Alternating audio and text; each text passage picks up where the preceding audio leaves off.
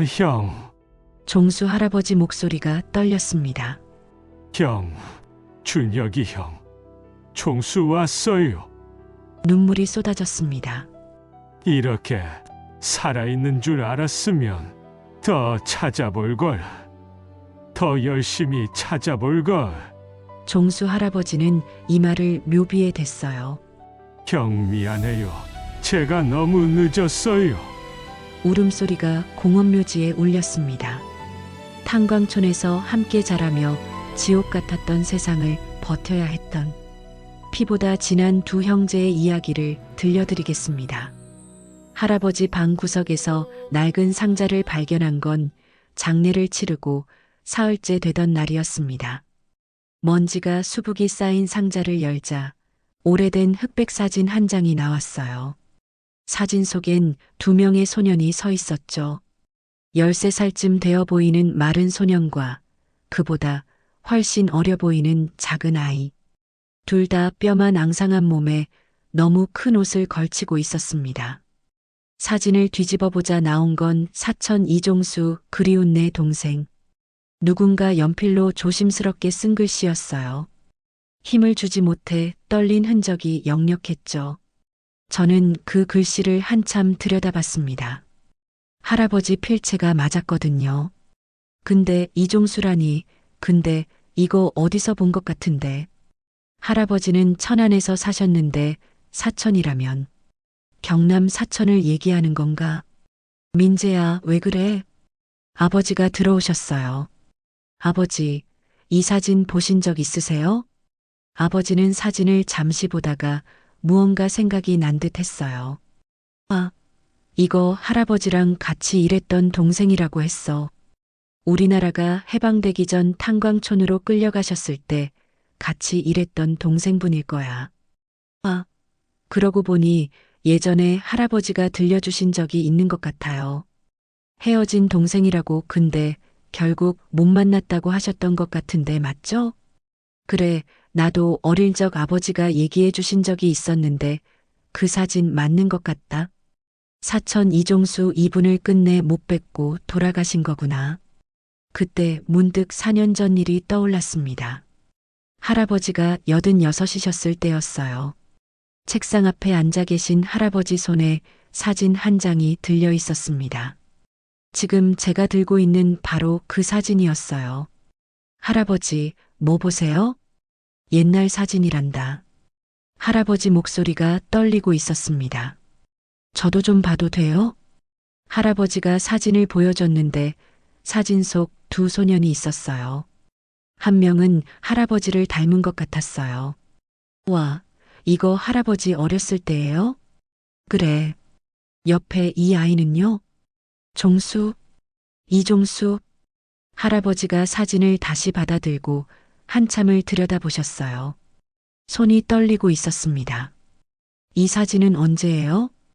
할아버지가 13살 때지. 아주 오래된 이야기지만 아직도 그때 기억이 생생하단다. 그날 할아버지는 제게 들려주셨습니다. 천천히 떨리는 목소리로 1942년 가을 아버지는 징용되어 끌려가시고 집에는 엄마와 저 그리고 어린 동생이 있었어요. 아버지가 안 계신 뒤로 엄마는 닥치는 대로 일을 했어요. 그마저도 없을 땐 산으로 풀을 뜯으러 갔습니다. 아픈 동생의 약값으로 집엔 늘 빈곤했습니다. 준수는 약하게 태어나서 일어나 있었던 시간보다 누워있던 때가 더 많은 아이였어요. 준수야, 조금만 참아 엄마가 맛있는 밥을 가져올 거야. 그러니 조금만 기운을 내, 응? 형 엄마는? 엄마 곧 오실 거야. 그러니 조금만 참아. 맛있는 밥 가지고 올 거야. 그럼 먹고 형이랑 놀러 나갈까? 제 눈에선 눈물이 주체 없이 흘러내렸어요. 왠지 준수가 오늘을 못 넘길 것 같았거든요. 배고프다는 준수의 말에 엄마는 마지막 일지도 모를 준수에게 뭐라도 먹여야겠다며 산에 올라갔습니다. 형 배고파 끼니를 제때 주지 못해 뼈만 남은 준수에게 제 몫을 많이 주기도 했지만 병세는 나아지질 않았습니다. 조금만 참자. 엄마 오실 때까지. 응? 형 엄마 보고 싶어. 미안해. 그 순간 준수의 눈이 스르르 감겼습니다. 준수야, 준수야. 눈 좀 떠봐. 응? 준수야. 배고프단 동생 앞에 아무것도 해줄 수 없는 자신에 너무 미안했습니다. 털썩 마당에 소쿠리를 떨어뜨린 채 놀라 아무 말 않고 눈물을 흘리는 엄마가 서 있었습니다. 나는 엄마를 보고 준수에게 말했죠. 준수야, 엄마 왔어. 눈 좀 떠봐, 준수야. 준수야. 엄마가 뛰어와 준수를 단박에 안았습니다. 준수야. 엄마 왔어. 엄마 왔으니 눈 좀 떠봐. 준수야. 아이고, 내 새끼 눈 좀 떠봐. 엄마는 그렇게 목이 터져라 외칠 수밖에 없었습니다. 그렇게 준수를 보내고 엄마와 전 몇 날 며칠을 움직일 수 없었어요. 하지만 준수를 보내고 전 다짐했어요. 이렇게 있다간 모두 다 굶어 죽겠다 싶었어요. 엄마 저 돈 벌러 갈게요. 준수를 보내고 멍하니 방 안에 누워있던 엄마가 제 말에 벌떡 일어났습니다. 그게 무슨 소리야, 안 된다. 아빠 오실 때까지 집에 있어. 너까지 없으면 엄마 못 산다. 이러고 있다간 모두 다 굶어 죽어요. 내가 나가서 죽이 되든 밥이 되든 돈 벌게요. 그래야 우리가 먹고 살아요. 당장 농사 지어서 어떻게 먹고 살아요. 땅도 없는데. 넌 이 집의 유일한 장자야. 안 돼. 엄마의 반대를 무릅쓰고 집 밖으로 뛰쳐나갔어요. 준혁아. 뒤에서 엄마가 부르는 소리가 들렸지만 전 무시하고 뛰어갔어요. 어떻게든 돈을 벌어서 쌀을 살 돈을 구해야 했으니까요. 그렇게 앞만 보고 뛰어갔습니다. 며칠 전 친구가 동네 초입에서 일할 사람을 구한다는 말을 들었어요. 못 보던 남자 2명이 여기저기 둘러보며 동네를 돌아다니고 있었어요. 난 그 남자들에게 갔어요. 저, 돈 벌 수 있어요? 저를 훑어보는 남자들의 눈초리가 기분이 나빴어요. 너무 말랐는데?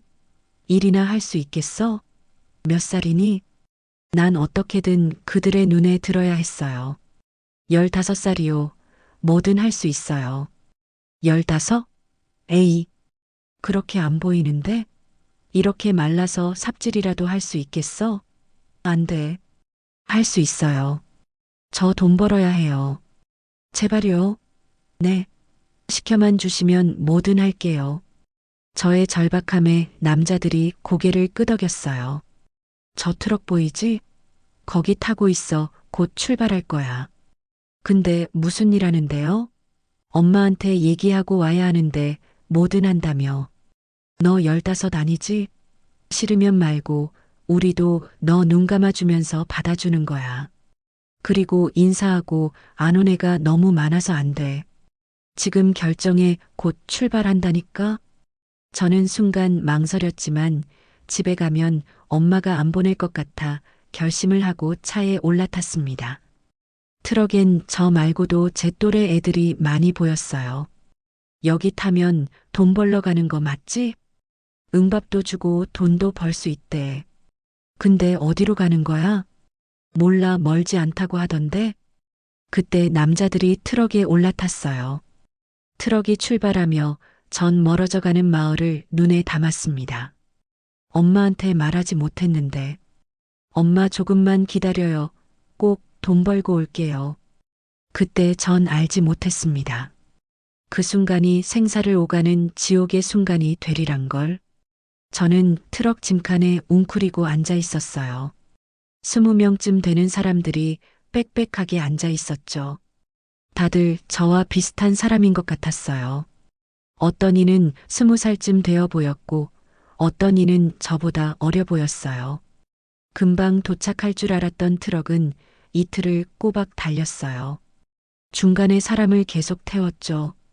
밥은 하루에 한 번, 주먹밥 하나씩만 줬어요. 물도 조금, 화장실도 제대로 없었죠. 이거 어디로 가는지 누구 알아? 누군가 중얼거렸답니다. 몰라요. 돈 벌러 간다 하니까 타라고 했어요? 목적지를 모르니 모두들 불안해하기 시작했어요. 하지만 이미 늦었죠. 트럭은 계속 이동했고 전 점점 지쳐갔죠. 집과 점점 멀어져 어딘지도 몰랐어요. 그러다 어느 순간 트럭이 산속 깊이 들어가기 시작했어요. 이틀째 되는 날 저녁 트럭이 멈췄어요. 자, 모두 내려. 남자가 소리쳤어요. 사람들이 비틀거리며 내렸죠. 다리가 저려서 제대로 걷기도 힘들었죠. 저는 주위를 둘러봤어요. 온통 검은 산이었습니다. 아무것도 보이지 않았죠. 그리고 산 중턱에 까만 구멍이 보였어요. 동굴 같았죠. 저기가 탄광이다. 탄광? 탄광이요? 남자가 가리켰습니다. 석탄 캐는 곳이야. 너희는 여기서 일할 거야. 저는 그제야 깨달았어요. 잘못 왔구나. 어린 제가 보기에도 석탄을 나르는 사람들의 힘겨운 모습이 눈에 들어왔습니다. 사람들이 줄을 섰어요. 너 이름. 감독관이 준혁이 앞에 섰습니다. 이준혁입니다. 나이 13입니다. 감독관이 장부에 뭔가 적었어요. 그리고 준혁이 팔에 천조각을 묶었습니다. 134번. 너는 이제 134번이다. 너의 이름은 이제 없다. 준혁이는 팔에 천조각을 받답니다. 134라는 숫자가 검은 먹으로 적혀 있었어요. 막사는 좁았습니다. 나무 판자에 얇은 담요 한 장. 침대 하나에 두세 명씩 자야 했어요. 밥이다. 저녁이 되자 누군가 소리쳤습니다. 나무 그릇에 주먹만 한 보리밥 한 덩이. 소금물 같은 국 조금. 그게 전부였답니다. 이걸로 하루를 버텨야 하나. 준혁이는 천천히 밥을 먹었답니다. 꼭꼭 씹어서 조금이라도 배를 채우고 싶었거든요. 막사 안에선 좁은 공간에 사람들을 밀어 넣었습니다. 자, 이제부터 이곳이 너희들이 살 곳이다. 오늘은 자고 내일부터 일을 시작한다. 불도 없었어요. 깜깜했습니다. 사람들이 이곳저곳에서 한숨을 쉬고 흐느꼈어요. 저도 눈물이 났습니다. 어머니 얼굴이 떠올랐어요. 제가 잘못했어요. 보고 싶어요, 엄마. 다음 날 새벽 5시. 모두 일어나. 일하러 왔으면 일해야지. 감독관이 막사문을 발로 찼습니다. 사람들이 화들짝 놀라 일어났어요. 빨리 나와. 모두 밖으로 나갔습니다. 마당에 줄을 섰어요. 오늘부터 일한다. 연장받아. 일본 사람들이 곡괭이를 나눠줬습니다. 저도 받았지만 13살짜리에겐 무거웠습니다. 저기 들어가. 일본 사람이 탄광 입구를 가리켰습니다. 까만 구멍이었어요. 너무나 들어가기 싫었어요. 사람들이 줄지어 들어가자 저도 따라 들어갔어요. 얼마나 갔을까 생각보다 너무 많이 내려가더라고요. 어두운 지하엔 랜턴 불빛만 희미하게 보였답니다. 여기서 파. 벽을 가리켰어요. 석탄 벽이었습니다. 준혁이는 곡괭이를 들었답니다. 너무 무거웠어요. 13살 아이가 들기엔 쾅 휘둘렀어요. 손이 저렸습니다. 손바닥에 물집이 잡히고 터지고 피가 났어요. 빨리, 더 빨리. 일 안 하면 밥 안 준다. 도망쳐도 죽는다. 알아서들 해. 감독관이 소리쳤어요. 하루 14시간. 점심시간은 30분. 일 안 하면 밥 없다. 도망치면 죽는다. 이 말을 세뇌하듯 계속 말했어요. 저는 익숙하지 않는 곡괭이질을 연신 해댈 수밖에 없었습니다. 속도가 느리거나 잘 못하면 어김없이 일본 감독관의 발길질이 이어졌죠. 탄광에서의 첫날의 노동은 저에게 충격 그 자체였습니다. 해도 해도 끝없는 곡괭이질에 온몸은 부서질 듯 아파왔고 손은 물집이 터지고 부어올라 곡괭이를 잡는 것 자체가 쓰리고 아파왔죠. 하지만 멈출 수 없었습니다. 조금이라도 쉬면 어김없이 몽둥이가 날라왔습니다. 이를 악물고 했어요. 살아야 했으니까요. 밖으로 나오자 갑자기 소란스러워졌어요. 몇몇이 힘든 노동을 이겨내지 못하고 도망을 쳤습니다. 그들의 뒤로 일본군이 총을 쐈어요. 눈앞에서 사람이 죽는 걸 처음 봤어요. 몸이 덜덜 떨려왔습니다. 일본군은 아무렇지도 않은 듯 우리에게 말했습니다. 너희들이 돈 벌겠다고 자진해서 온 건데 우리가 밥도 주고 돈도 주는데 이렇게 도망가면 안 되지 봤지? 도망치면 죽음뿐이다. 저는 입술을 깨물었어요. 여기는 지옥이구나. 그래도 어머니를 보기 위해선 버텨야 한다. 전 오로지 그 생각뿐이었습니다. 한 달이 지났어요. 손에는 굳은 살이 박였죠. 몸은 더 말랐습니다. 주먹밥으로는 배를 채울 수 없었거든요. 어떤 아이는 죽었답니다. 병에 걸려서 사고로 또는 그냥 버티지 못해서 일주일에 한 번쯤은 누군가 없어졌어요. 처음 왔을 때 빽빽했던 막사 안이 어느덧 사람들이 많이 비어져 있었어요. 저는 꿋꿋이 버텼습니다. 집에서 어머니가 기다리실 테니까요. 오로지 그 생각 하나로 견뎠습니다. 1년 반이 지난 여름. 그날도 점심시간이었어요. 준혁이는 막사 밖에 앉아서 주먹밥을 먹고 있었죠. 트럭 소리가 들렸습니다. 또 새 애들이구나. 준혁이는 무심하게 생각했답니다. 트럭이 멈췄어요. 아이들이 내렸죠. 20명 남짓 준혁이는 주먹밥을 먹으며 봤습니다. 아이들 얼굴이 하나씩 보였어요. 그리고 아주 작은 아이 하나. 준혁이 손이 멈췄답니다. 그 아이는 너무 어렸어요. 7살? 8살? 아니, 많아봐야 9살? 마른 체구에 큰 눈, 떨리는 입술. 준혁이 가슴이 쿵 했답니다. 준수야. 죽은 동생이 생각났어요. 9살의 죽은 동생. 그 아이 얼굴과 비슷해 보였어요. 준혁이는 주먹밥을 내려놓았답니다. 그 아이를 빤히 봤죠. 아이 눈에 눈물이 고여 있었어요. 무섭고 외롭고 어디로 가야 할지 모르는 표정이었죠.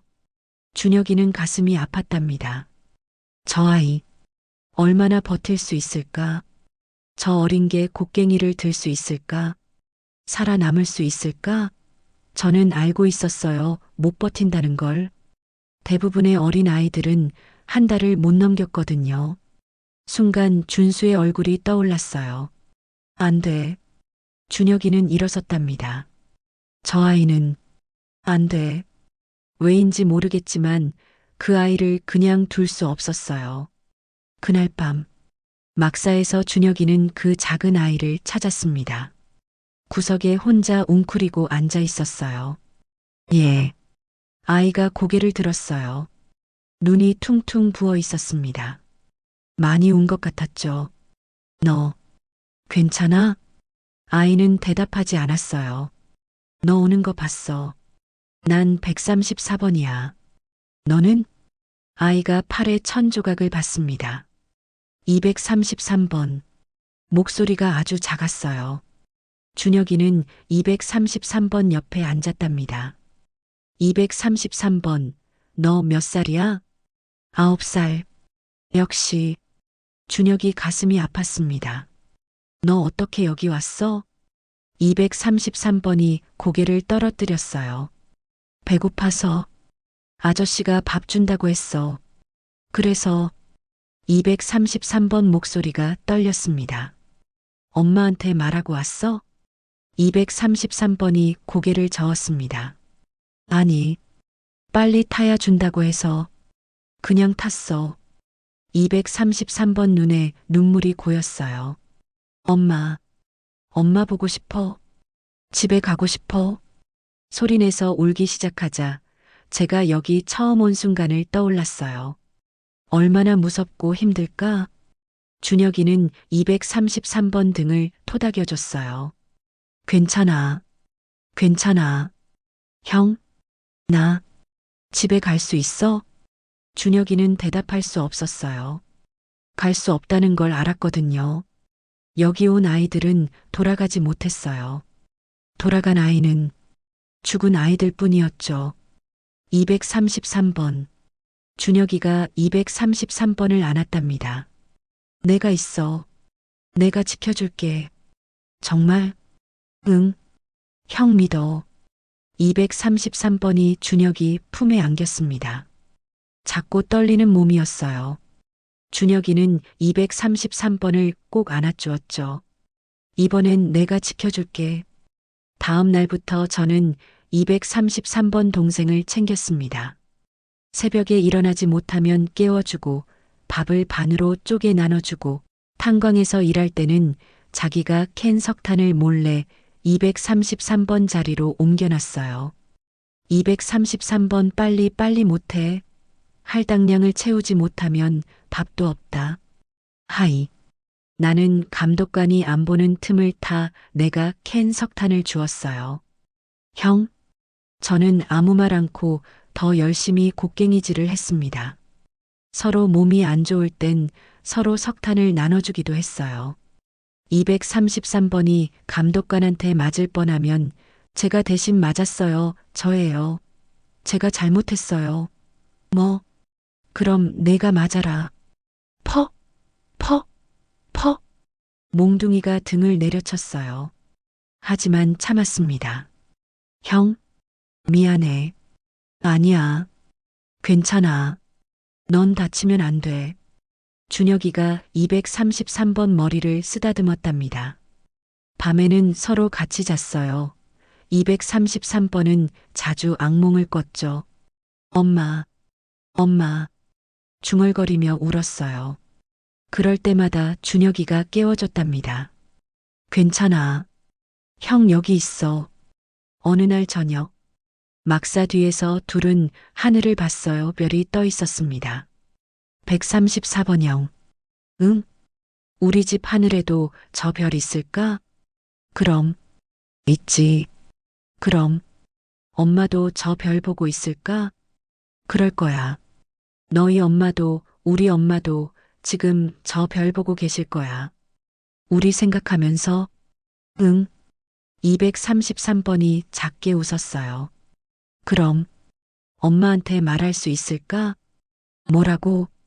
나 잘 있다고. 134번형이 날 지켜준다고. 준혁이 가슴이 먹먹했답니다. 응. 작게 말해봐. 그래도 엄만 다 들으실 거야. 233번이 하늘을 향해 작게 속삭였어요. 엄마, 나 잘 있어. 걱정하지 마. 134번형이 나 지켜주고 있어. 준혁이도 하늘을 봤답니다. 어머니, 저도 잘 있어요. 이번엔 지킬게요. 두 아이는 그렇게 별을 보며 앉아 있었습니다. 차갑고 어두운 탄광촌. 하지만 그 순간만큼은 따뜻했어요. 서로가 있었으니까요. 그렇게 3년이 지났답니다. 준혁이와 233번은 진짜 형제가 되었어요. 1945년 8월 14일이었습니다. 그날도 평소와 같았어요. 새벽 5시에 일어나서 곡괭이를 들고 탄광으로 들어갔죠. 하지만 뭔가 이상했답니다. 점심시간에 205번이라는 형이 뛰어왔어요. 17살쯤 되는 아이였죠. 134번, 233번, 205번? 왜 그래? 205번은 숨을 헐떡이고 있었어요. 이상해. 일본 놈들 분위기가 이상해. 뭐가?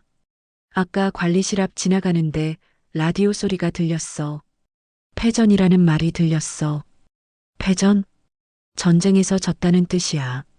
그리고 서류를 막 태우고 있어. 준혁이 가슴이 쿵 했답니다. 그럼 일본이 전쟁에서 진 거야? 모르겠어. 근데 뭔가 일이 있는 것 같아. 분위기가 심상치 않아. 오후 작업이 끝나고 저녁이 되었어요. 막사로 돌아오는데 이상했습니다. 일본군들이 부산하게 움직이고 있었어요. 트럭이 여러 대 와 있었고 짐을 싣고 있었죠. 관리실 앞에서는 여전히 종이를 막 불태우고 있었죠. 오늘은 감독도 심하게 안 하고 자리를 많이 비우는 게 이상하긴 했어요. 탕, 탕, 탕. 밤이 되자 총소리가 들렸습니다. 뭐야? 형? 지금 총소리야? 233번이 얼어붙었어요. 탕, 탕, 탕. 계속 총소리가 들렸죠. 산 쪽에서 나는 소리였습니다. 순간 무서웠습니다. 205번이 뛰어왔어요. 얼굴이 새하얗게 질려 있었어요. 얘들아, 도망쳐야 해. 우리 도망쳐야 해. 무슨 소리야? 방금 봤어. 3번 막사 애들을 일본 놈들이 끌고 갔어. 산으로. 그리고 총으로 다 쐈어. 순간 등골이 오싹했답니다. 우리를 없애려는 거야. 탕, 탕, 탕. 총소리는 멈추지 않고 계속 들렸어요. 205번 막사에 가서 다들 깨워. 지금 당장. 134번은 난박 상황 보고 올게. 나는 조심스럽게 관리실 쪽으로 갔어요. 그때 일본군들이 바쁘게 움직이고 있었어요. 4번 막사 애들 데려와. 그 소리를 듣는데 심장이 멎는 것 같았어요. 4번 막사. 그 다음은 우리 막사야. 막사로 뛰어갔어요. 도망쳐야 해. 지금 당장. 20명쯤 되는 아이들이 막사 안에서 불안해하며 깨어 있었어요. 일본 놈들이 우리를 죽이려고 해. 지금 4번 막사 애들을 데려가고 있어. 그 다음은 우리야. 그때 밖에서 고함 소리가 들렸어요. 4번 막사 애들이 도망쳤다. 다다다다다. 기관총 소리가 들렸어요. 준혁이는 창문으로 봤어요.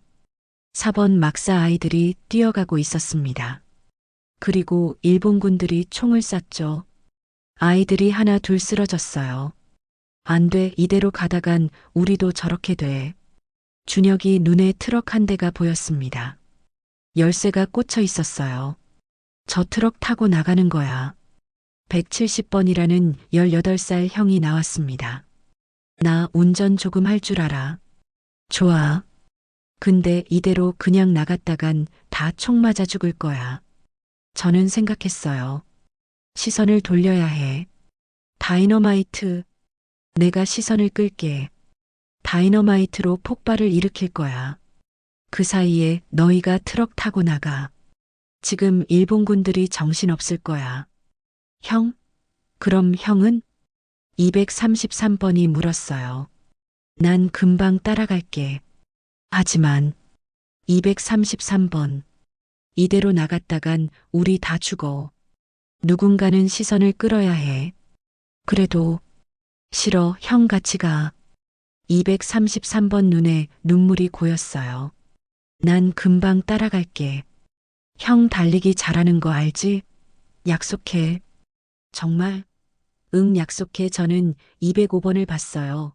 205번, 233번 잘 부탁해. 꼭 살아야 해. 부탁해. 205번이 고개를 끄덕였어요. 준혁이는 막사를 나갔답니다. 조심스럽게 탄광 쪽으로 갔죠. 감시병이 있었지만 지금은 모두 4번 막사 쪽으로 가 있었어요. 저는 빠르게 탄광 입구로 들어갔어요. 어두웠지만 손으로 더듬으며 창고로 갔어요. 다이너마이트가 쌓여 있었어요. 집히는 대로 챙겨들고 심지도 챙겼습니다. 밖으로 나와서 조심스럽게 설치했어요. 탄광 입구, 관리실 뒤, 일본군 막사역, 아이들이 탈 트럭을 제외한 나머지 트럭 밑에도 다이너마이트 심지에 불을 붙이곤 던졌습니다. 막사 쪽을 봤어요. 아이들이 창문으로 보고 있었죠. 저는 손을 들었습니다. 자, 내가 신호하면 나와. 170번이 고개를 끄덕였어요. 그때 막사 반대편으로 뛰었어요. 그 순간 불을 붙인 심지가 점점 타들어갔습니다. 그리고 빵! 첫 번째 폭발이었습니다. 탄광 입구가 터졌어요. 뭐야? 일본군들이 소리쳤습니다. 빵, 빵. 관리실과 일본군 막사가 터졌어요. 폭발이다. 일본군들이 달려갔습니다. 지금이야. 그 순간 제 신호에 맞춰 아이들이 트럭에 올라탔습니다. 트럭 시동이 걸렸어요. 부르릉. 170번이 운전석에 앉아 있었습니다. 아이들이 트럭 뒤에 올라탔어요. 가자. 170번이 엑셀을 밟자 트럭이 출발했어요. 저기. 일본군 한 명이 트럭을 향해 소리치며 총을 들었어요. 그때 빵, 빵, 다이너마이트 2개가 터졌습니다. 트럭들이 있던 곳이었어요. 폭발에 일본군들이 날아갔죠. 트럭은 계속 달렸습니다. 233번이 뒤를 봤어요. 형? 하지만 보이지 않았습니다. 형? 트럭 뒤에서 일본군들이 총을 쐈어요. 탕, 탕, 탕, 엎드려. 205번이 233번을 눌렀습니다. 총알이 트럭을 스쳤어요. 트럭은 전속력으로 달리기 시작했습니다. 그때 막사 사이에서 누군가 뛰어나왔어요. 준혁이었습니다. 형, 233번이 소리쳤습니다. 준혁이가 트럭을 향해 뛰었어요. 하지만 속도를 줄일 수 없는 트럭을 따라잡을 순 없었어요. 뒤에서 일본군들이 쫓아왔거든요. 다시 한번 일본군을 따돌려야 했어요. 형, 233번이 울부짖었습니다. 멀어져가는 트럭을 보며 있는 힘껏 소리쳤어요. 난처한 이준혁이야. 잊어버리면 안 돼. 준혁이 목소리가 밤하늘에 울렸습니다. 꼭 살아서 만나자. 233번도 소리쳤어요. 준혁이 형, 난 사촌 이종수야. 종수의 목소리도 떨렸어요. 준혁이 형, 기다릴게. 기다릴 거야. 나 만나러 와. 종수야, 살아야 돼. 전 눈물을 흘리며 손에 들린 마지막 다이너마이트에 불을 붙였습니다. 불붙은 다이너마이트를 손에 잡고 종수를 향해 인사를 했습니다. 그리고 다른 방향으로 뛰었습니다. 일본군들이 준혁이를 쫓아갔어요. 탕, 탕, 탕. 총소리가 들렸습니다.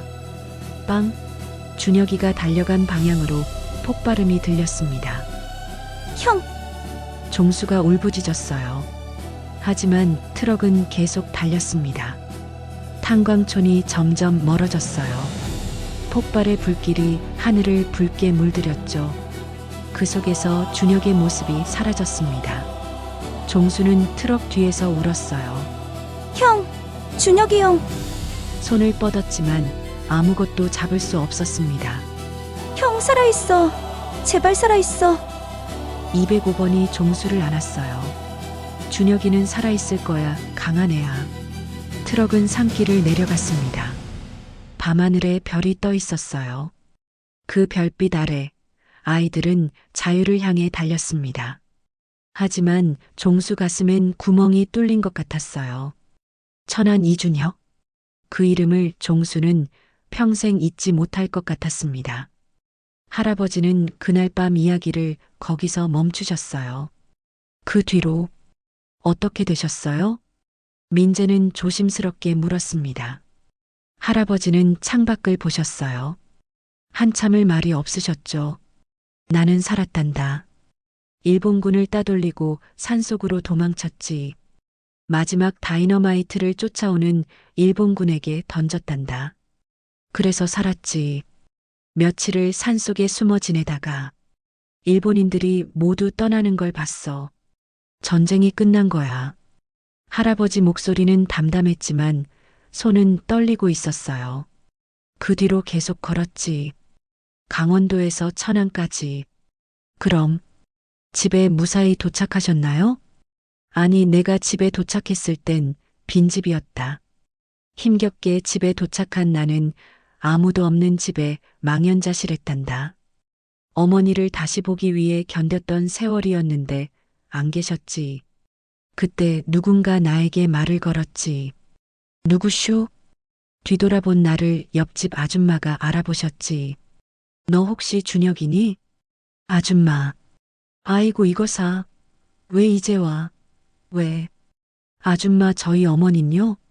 내 엄마가 너를 얼마나 기다렸는지 아니? 내가 돈 벌러 나가서 소식이 뚝 끊겨서 너 찾으러 나간다고 난리가 났었다. 그 말을 듣는 순간 가슴이 미어졌었다. 자식의 소식이 끊겼을 때 어머니가 얼마나 힘드셨을까. 그땐 그런 마음을 헤아리지 못했다. 오로지 돈을 벌어야 한다는 생각뿐이었으니까. 작년까지 기다리다가 너네 외가에서 데려가셨어. 외가 어딘지 알지? 외가대교? 혹시라도 내가 오면 나한테 전해달라고 했어. 외가댁으로 오라고. 아이고 이거사, 도대체 어떻게 된 거야? 왜 이렇게 말랐어? 돈 벌러 간 건 맞아? 나는 그 자리에서 주저앉았다. 어머니가 살아계시다는 소리에 안도와 슬픔이 한꺼번에 밀려왔던 것이다. 다행이다, 다행이다, 살아계셔서 다행이다. 그날 저녁 옆집 아주머니의 도움으로 밥을 먹고 다음날 바로 외가댁으로 향했다. 그럼 외가댁에서 증조할머니를 만나신 거예요? 응. 다행히 청주 외가에 계셨어. 3년 만에 만났단다. 할아버지가 작게 웃으셨어요. 어머니가 나를 보고 얼마나 우셨는지 몰라. 죽은 줄 알았는데 살아 돌아왔으니까. 그럼 종수 할아버지는요? 할아버지 얼굴이 어두워졌습니다. 종수 소식은 들을 수 없었지. 아마 살았으면 집으로 돌아갔을 거야. 할아버지는 사진을 소중히 쓰다듬으셨어요. 시간이 흐르고 난 종수를 찾으러 사천으로 향했단다. 근데 못 찾으셨어요? 응. 이종수란 이름이 너무 많았어. 그리고 전쟁 때문에 기록도 다 사라졌고 할아버지가 한숨을 쉬셨어요. 시간이 날 때마다 사천을 돌아다녔지만 찾을 수 없었어. 그때 탈출할 때 죽었는지 아니면 살아서 왔지만 사천엔 없는 건지 종수를 찾는 건 쉽지 않았어. 이름 하나로 찾기가 어려웠을 것 같아요. 그래, 시간이 너무 많이 지났잖니. 우리 둘 다 늙었어. 어렸을 때 모습으로는 서로 알아볼 수가 없어. 할아버지가 사진을 보셨어요. 83년도에 KBS에서 이산 가족 찾기 방송을 했어. 그 방송을 보고 종수를 찾을 수 있을지도 모른다는 희망에 할아버지도 나갔단다. 서울 광장에 팻말 들고 하루 종일 서 있었지. 그래서요? 할아버지가 고개를 저으셨어요. 못 찾았어. 수천 명이 있었거든. 그 많은 사람들 속에서 종수를 찾을 수가 없었어. 할아버지 목소리가 떨렸어요. 어쩌면 종수도 거기 있었을지 몰라. 같은 장소에. 근데 우리가 서로를 몰라봤을 수도 있지. 저는 할아버지 손을 꼭 잡았습니다. 꼭 한번 보고 싶었는데 살아있다는 소식이라도 들었으면 좋았을 텐데. 할아버지가 저를 보셨어요. 민재야. 할아버지 이제 늙었어. 얼마 못 살 것 같아. 할아버지. 그런 말씀 마세요. 민재야 부탁이 있단다. 할아버지가 사진을 제게 건네셨어요. 할아버지 대신 종수 좀 찾아주지 않으련? 할아버지, 종수한테 전해줘. 내가 평생 찾았다고, 미안하다고, 고맙다고. 저는 눈물을 흘렸습니다. 제가 꼭 찾아드릴게요. 꼭이요. 할아버지가 고개를 끄덕이셨어요. 고맙다. 그게 4년 전이었습니다. 그리고 이제 할아버지는 눈을 감으셨어요. 저는 할아버지 영정 앞에 섰습니다. 사진을 들고 할아버지, 제가 꼭 찾아드릴게요. 다음 날 저는 사진을 찍었습니다. 그리고 인스타그램을 열었어요. 글을 쓰기 시작했습니다. 사천에 사셨던 이종수 할아버지를 찾습니다. 1945년 강원도 탄광에서 우리 할아버지 이준혁과 함께 탈출했습니다. 할아버지는 평생 이종수 할아버지를 찾으셨습니다. 끝내 만나지 못하고 돌아가셨어요. 혹시 이 사진 속 아이를 아시는 분 계시면 연락 부탁드립니다. 제발 도와주세요. 올리기 버튼을 눌렀습니다. 할아버지, 이번엔 꼭 찾을 수 있을 거예요. 다음 날 아침 핸드폰 알림이 미친 듯이 울렸어요. 댓글이 수십 개, 수백 개 달려 있었습니다. 감동이에요, 유유. 꼭 찾으셨으면 좋겠어요. 공유합니다. 리그램 할게요. 조회수가 10,000명을 넘었어요. 그리고 계속 올라갔죠. 이틀이 지났습니다. 조회수는 100,000을 넘었어요. 인터넷 기사에도 나왔습니다. 강원도 탄광 생존자 찾기. 80년 만에 재회를 꿈꾸는 인연. 기사는 계속 퍼졌습니다. 페이스북, 트위터, 카톡. 전국으로. 하지만 연락은 오지 않았어요. 일주일이 지났지만 여전히 소식은 없었어요. 정말 찾을 수 있을까? 살아계시긴 한 걸까? 그날 저녁이었습니다. 핸드폰이 울렸어요. 모르는 번호였죠. 여보세요? 혹시 이준혁 할아버지 손자분이세요? 젊은 남자 목소리였습니다. 네, 맞습니다. 저는 이종수 할아버지 손자예요. 저는 심장이 멎는 것 같았습니다. 네, 정말요? 네. 할아버지가 사진 보시고 알아보셨어요. 저는 눈물이 났습니다. 정말이세요? 네. 우리 할아버지가 이준혁 할아버지 만나고 싶다고 하세요. 근데 저희 할아버지는 목소리가 떨렸어요. 그래서 봤어요. 돌아가셨다고. 할아버지도 많이 우셨어요. 제가 이종수 할아버님을 만나뵐 수 있을까요? 마지막으로 전해드릴 말이 있어요. 네, 물론이죠. 저희가 천안으로 가겠습니다. 전화를 끊고 저는 한참을 울었습니다. 할아버지, 찾았어요. 일주일 뒤 천안 공원묘지. 저는 할아버지 묘 앞에 서 있었습니다. 옆에 아버지도 함께였어요. 곧 오실 거예요.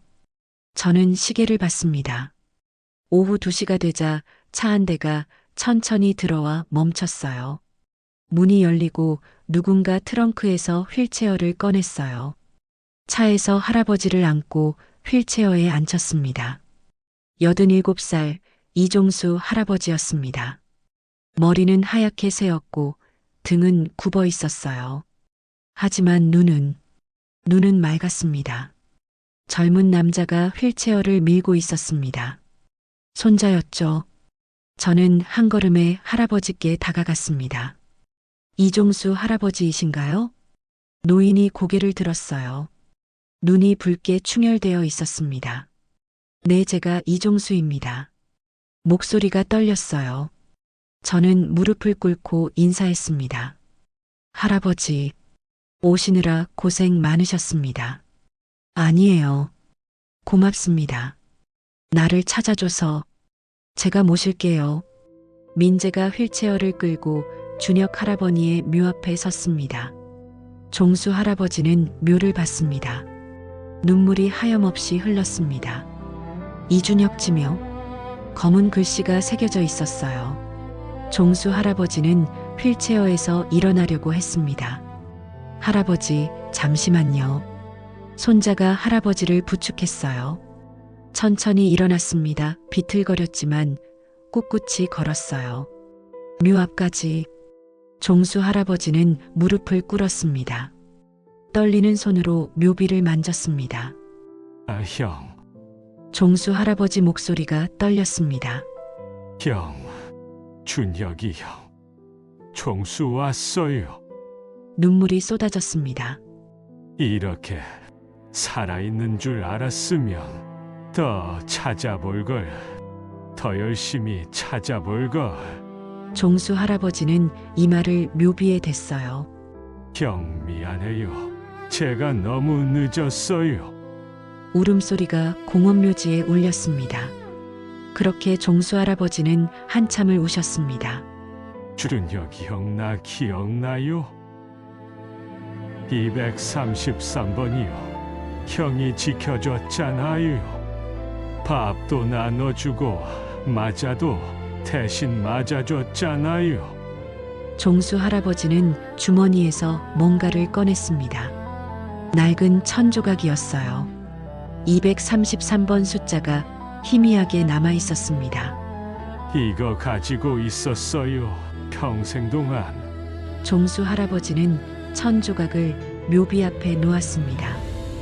나도 평생 형을 찾았어요. 천안에도 갔었고요. 종수 할아버지가 하늘을 봤어요. 근데 못 만났어요. 이렇게 같은 하늘 아래 있었는데 80년이 지난 후에야. 종수 할아버지가 주저앉았어요. 형 늦어서 미안해요. 손자가 할아버지를 안았습니다. 저도 눈물을 흘렸어요. 아버지도 울고 있었죠. 종수 할아버지는 오래 묘 앞에 앉아 계셨습니다. 형 덕분에 내가 살았어요. 너무 늦었지만 고마웠어요. 이제서야 인사를 하네요. 바람이 불었습니다. 따뜻한 바람이었어요. 종수 할아버지는 그 바람을 느꼈습니다. 형이 대답하는 것 같네요. 종수 할아버지는 작게 웃었어요. 형 조만간 만나요. 그때는 134번, 233번 번호 말고 이름으로 불러요. 준혁이 형. 종수 할아버지는 묘비를 쓰다듬었습니다. 오래오래 그날 저녁 저희 집에서 저녁을 먹었습니다. 따뜻한 식탁이었어요. 종수 할아버지는 천천히 드셨습니다. 할아버지, 저는 조심스럽게 말했습니다.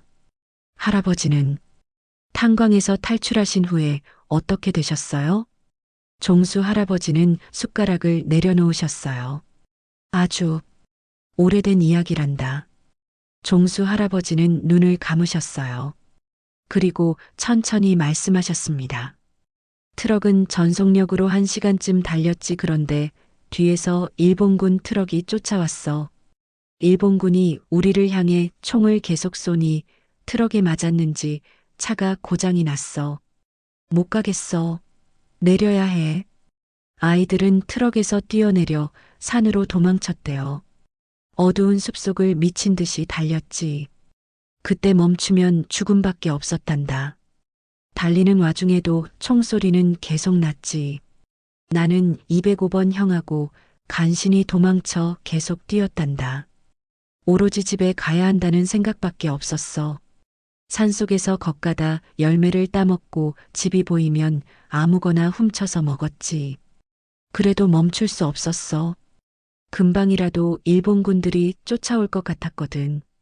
사천에 도착했을 때 집이 없었어. 종수 할아버지 목소리가 작아졌습니다. 불타버렸어. 전쟁 때문에. 엄마도 안 계셨고. 그럼 3년 동안 떠돌았지. 피난민들 따라다니면서. 그러다가 부산에서 어머니를 만났어. 아주 운이 좋았지.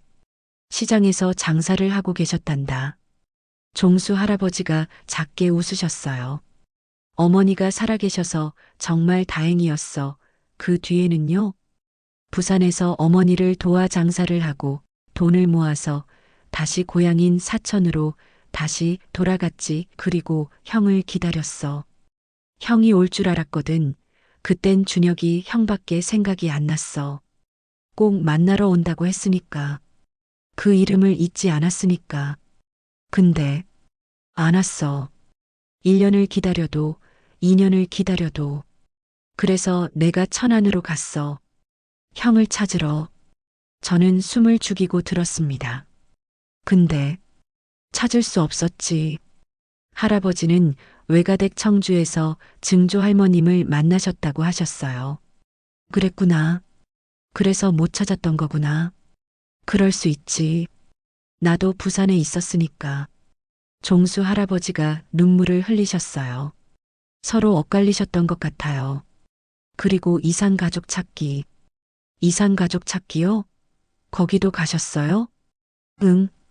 팻말 들고 하루 종일 섰지. 천안 이준혁을 찾습니다라고. 종수 할아버지가 한숨을 쉬셨습니다. 할아버지도 말씀하셨어요. 방송국 앞에서 할아버지를 찾는 종이를 들고 오래 서 계셨다고요. 그래, 형도 거기 있었을 거야. 분명히. 근데 우리 서로 몰랐어. 종수 할아버지 목소리가 떨렸습니다. 80년이 지났으니 서로 못 알아볼 수밖에. 조금만 더 열심히 찾아볼 걸. 형이 평생 날 찾았는데. 종수 할아버지가 우셨습니다. 저도 아버지도 종수 할아버지 손자도 모두 울고 있었습니다. 한참을 지났습니다. 종수 할아버지가 눈물을 닦으셨어요. 근데 이제라도 만났잖아. 네. 늦었지만 형을 찾았어. 종수 할아버지는 작게 웃으셨습니다. 민재야, 고마워. 내가 찾아줘서. 아니에요. 제가 해야 할 일이었어요. 아니야.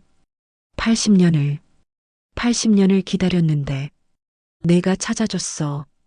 종수 할아버지가 저를 보셨어요. 형한테 전해줘. 종수가 형을 잊지 않았다고. 평생 찾았다고. 고맙다고. 네, 할아버지도 같은 말씀하셨어요. 평생 찾으셨다고요. 고맙고 미안하다고 전해달라고 하셨어요. 그날 밤 종수 할아버지는 저희 집에서 주무셨어요. 다음 날부터 종수 할아버지는 매일 묘에 가셨습니다. 혼자 앉아서 이야기를 나누셨어요. 형, 종수 왔어요. 오늘은 날씨가 좋네. 형, 바다 이야기 해줄까? 사천 바다는 정말 예뻐. 형, 탄광 생각나? 가끔 꿈에 나와. 그때 형이 나 지켜줘서 내가 살았어. 종수 할아버지는 묘비를 닦아주고 꽃을 놓아주고 오래 앉아 계셨습니다. 마치 할아버지가 살아계신 것처럼. 그렇게 4개월이 지났습니다. 2025년 봄이었어요. 종수 할아버지 건강이 나빠지셨습니다. 어느 날 아침 쓰러지셔서 병원에 실려가셨죠. 저는 달려갔습니다. 할아버지, 괜찮으세요? 응, 괜찮아. 종수 할아버지 목소리는 약했습니다. 산소호흡기를 달고 계셨어요. 할아버지, 힘내세요. 민재야. 네, 고맙구나. 종수 할아버지가 제 손을 잡으셨습니다. 내 인생에서 형을 만난 건 가장 행운이었던 것 같구나. 할아버지. 종수 할아버지는 창밖을 보셨습니다. 푸른 하늘이 보였어요. 이제 곧 형 만나러 갈 것 같아. 할아버지. 그런 말씀. 괜찮아. 무섭지 않아. 종수 할아버지가 웃으셨습니다. 편안한 얼굴이었어요. 형이 기다리고 있을 거야. 저기서 탄광에서 헤어진 지 80년 만에 다시 만나는 거지. 할아버지, 민재야, 부탁 하나만 할게. 뭐든지 말씀하세요. 내가 가면 형 옆에 묻어줄 수 있겠니? 종수 할아버지 눈에 눈물이 고였습니다. 평생 못 만났잖아. 이제라도 옆에 있고 싶어. 영원히. 저는 고개를 끄덕였습니다. 알겠습니다.